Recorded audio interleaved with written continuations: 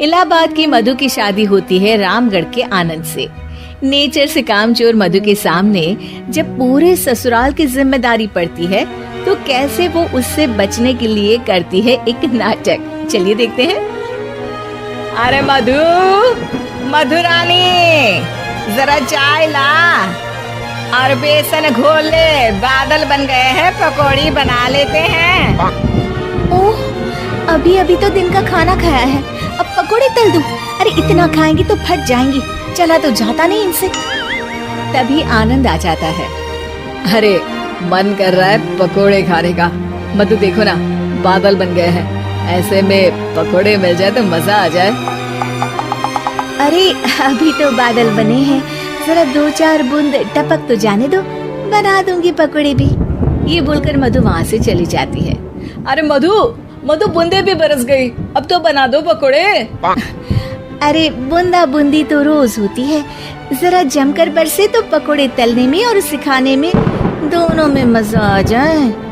ये बोलकर मधु वहाँ से चली जाती है और मधु के साथ ही बूंदा बांदी कर बादल भी चले जाते हैं। मधु अपने कमरे में जाकर कहती है, अरे भगवान, ये सारा कमरा फैला हुआ है, कैसे साफ होगा? तभी मधु को आइडिया आता है और वो जोर जोर से चिल्लाती है, हे भगवान, मेरा 2000 रुपए का नोट कहाँ चला गया? किसी ने देगा क्या मेरा 2000 का नोट? तभी वहाँ मधु की ननद और नौकरानी आ जाती है। अरे भाभी, मैं देख देती हूँ। कैसे देखोगी दीदी, सारा कमरा तो गंदा पड़ा है। अरे हटो ना, मैं साफ किए देती हूँ, मिल गया तो दे दूंगी। अब ननद और नौकरानी 2000 नोट के चक्कर में पूरा कमरा साफ कर देती है और नोट नोट खोया हो तब तो मिले।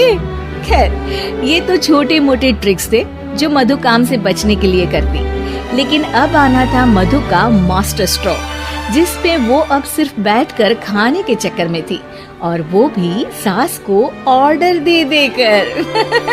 कैसे, चलिए देखते हैं। एक फ्रेम में एक फोटो है जिसमें सास की सास यानी कि मधु की दादी सास, मोटी बिंदी, काला मोटा चश्मा, कॉटन की साड़ी और चेहरे पर रौब। वहाँ उसी फोटो के नीचे खाट पर बैठी मधु, और मधु का गेटअप बिल्कुल वैसा ही था। मधु दादी सास की भूमिका में कहती है, अरे चंदावती, चंदा रानी, जरा चाय दे मलाई मार कर। मधु की सास यानी कि चंदावती कहती है, अरे इस नाम से तो सिर्फ मुझे मेरी सास बुलाया करती थी, ये कौन है देखूं तो जरा। अब सास मधु को अपने सामने अपनी सास की भूमिका में देखकर जोर जोर से हंसती है। मधुरानी, कोई तमाशा चल रहा है या ड्रामा? जा जा जाकर चाय लेकर आ। मधु जो कि ये दिखा रही थी कि वो सास की सास है या फिर उसकी आत्मा उसमें आ गई है, वो क्या करती है? चाय और मैं, वो भी तेरे लिए चंदावती। यही सिखाया है तेरी माँ ने। यार, एक तो डायलॉग बदल बहू, तू सास बनकर जो माँ पर सीधे चली आती हो, ये ओल्ड फैशन हो गया है, जरा अपडेट हो जा। और वैसे तू कुछ भी बन, उसके पहले चाय लेकर आ। अभी सास कुछ बोलती कि वहाँ मधुर के ससुर आ जाते हैं। वो मधु को देखते ही पागल सा हो जाते हैं। माँ, मेरी माँ, माँ तू वापस आ गई। अरे धत तेरी की, अभी एक का नाटक खत्म नहीं हुआ कि दूसरा आ गया। अरे हद है, तेरी जबान तो चलती ही जा रही है, सामने मेरी माँ बैठी है। अरे इनका चेहरा देखने को तरस गया था मैं। मेरी माँ वापस आ गई, ये देख मेरी माँ आ गई।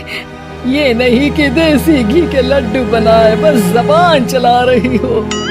अरे जाने दे धनकलाल, इसे तो शुरू से ही बोलने की तमीज नहीं है।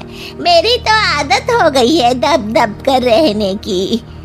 नहीं नहीं माँ, ऐसे कैसे, ये सब करेगी। अच्छा, मैं दुकान जा रहा हूँ, शाम को तेरी पसंदीदा गर्मा गर्म जलेबी और समोसे लेकर आऊंगा माँ।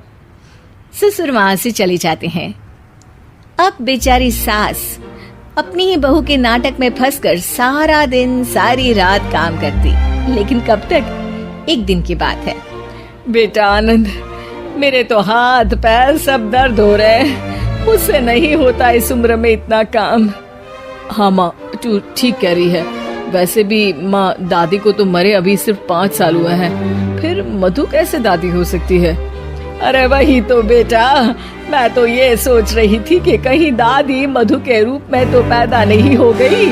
मतलब ना, ये सारा नाटक है बेटा, लेकिन अब जल्द से ये नाटक बंद करा दे तू।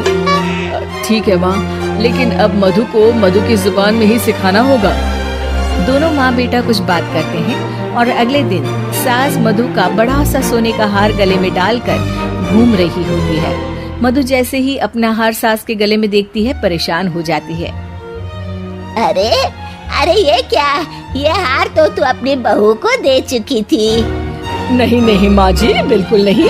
आप ही ने तो कहा था कि जब तक आप जिंदा है ये मैं ही रखूं। अब आप तो जिंदा ही हैं, तो ये हार मैं उसे कैसे दे सकती हूँ? अरे लेकिन तभी वहाँ आनंद आ जाता है। दादी मैं आपके लिए भैंस लेकर आया हूँ, बाहर खड़ी है। जरा अच्छे से नहलाकर उसके गोबर से आंगन लीप देना और गोबर के कंडे बनाकर सुखाने डाल देना। और हाँ, जरा ताजा ताजा दूध भी निकाल देना दादी। और फिर माँ बेटे हंसने लगते हैं। मधु सोच में पड़ जाती है। भैंस? नहीं नहीं, इतनी बड़ी भैंस की मैं सेवा करूं?